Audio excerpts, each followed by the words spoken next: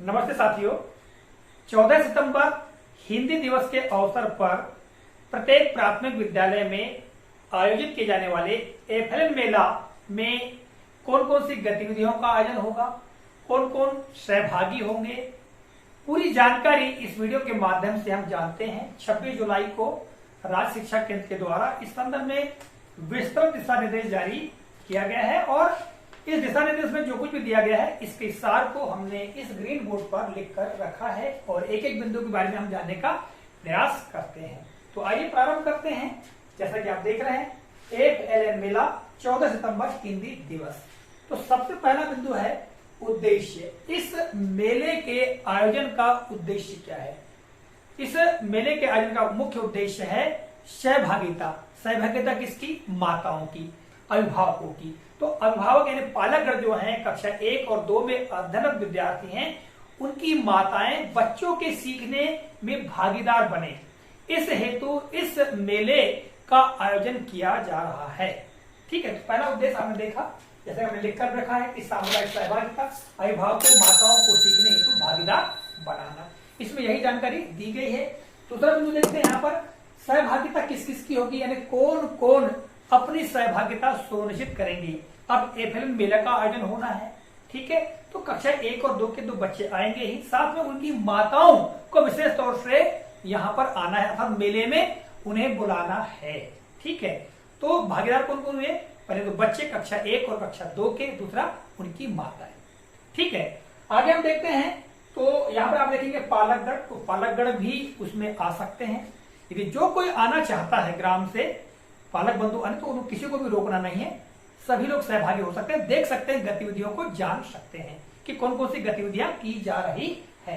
अगला है समुदाय। समुदाय के जो भी उत्साही नवयुवक हैं, ठीक है, जागरूक नागरिक हैं, ग्राम के वरिष्ठ जन हैं, वो भी इस मेले में आ सकते हैं। फिर वॉलेंटियर, ठीक है, जो स्वयंसेवक है वे भी अपनी सहभागिता सुनिश्चित करेंगे और इन लोगों के बगैर मेले का आयोजन करना संभव भी नहीं हो पाएगा। इसके अलावा अक्षर साथी, नव भारत साक्षरता कार्यक्रम के अंतर्गत जो नियुक्त अक्षर साथी हैं, उनका भी सहयोग इस एफएलएन मेले में लेना है।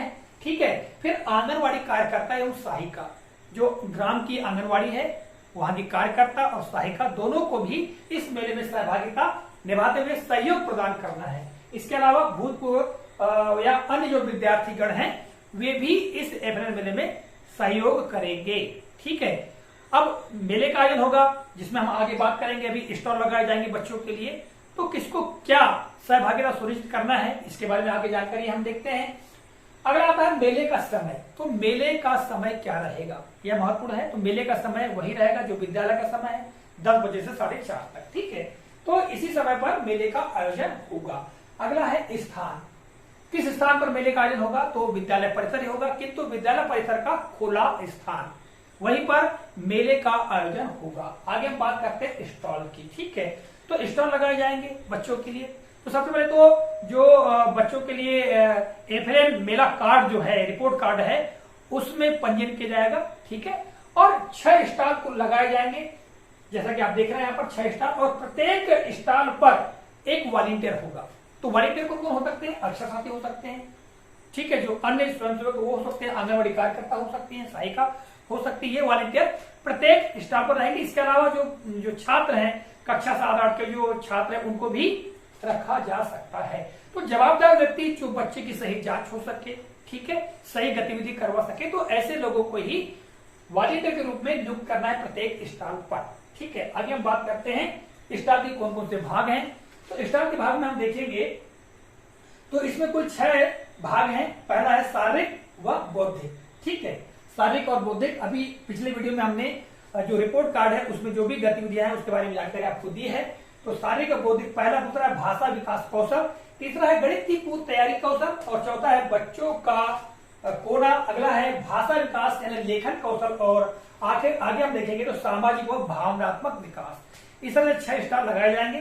ठीक है, और आगे हम बात करें अंत में जो रिपोर्ट कार्ड दिया गया है, उस रिपोर्ट कार्ड में मेले के अंत में माताओं के हस्ताक्षर और जो मेला आयोजक है, संस्था प्रमुख हो सकते हैं, शिक्षक हो सकते हैं, ठीक है, उसके हस्ताक्षर उसमें होंगे।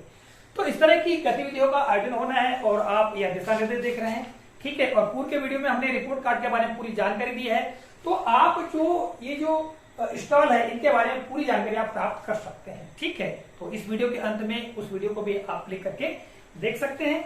और हम बात करें कुछ चित्रों की, जैसा कि यहाँ पर आप देख रहे हैं FLN मेला रिपोर्ट कार्ड। ठीक है, इसके कुछ चित्र यहाँ पर दिए गए हैं, इसके बारे में हम जानते हैं। जो गतिविधियां दी गई हैं इसके बारे में जानते हैं, साथ ही जो रिपोर्ट कार्ड दिया गया है इसके बारे में जान लेते हैं। ठीक है, तो यहाँ पर आप देखेंगे इस दिशा निर्देश में, ठीक है, ये दिशा निर्देश आप देख रहे हैं। और इस दिशा निर्देश में यहाँ पर जैसे FLN मेला रिपोर्ट कार्ड, ये जो जानकारी यहाँ पर रिपोर्ट कार्ड आप देख रहे हैं, इस रिपोर्ट कार्ड में जो दिया गया है इसका फ्रंट पेज यहाँ पर दर्शाया गया है। ठीक है, इसके अलावा अगले पृष्ठ पर अब जब हम देखेंगे तो ये शारीरिक विकास के संदर्भ में गतिविधियों के बारे में जानकारी दी गई है। तो ये जो रिपोर्ट कार्ड है, इस रिपोर्ट कार्ड में स्पष्टता आप देख पाएंगे।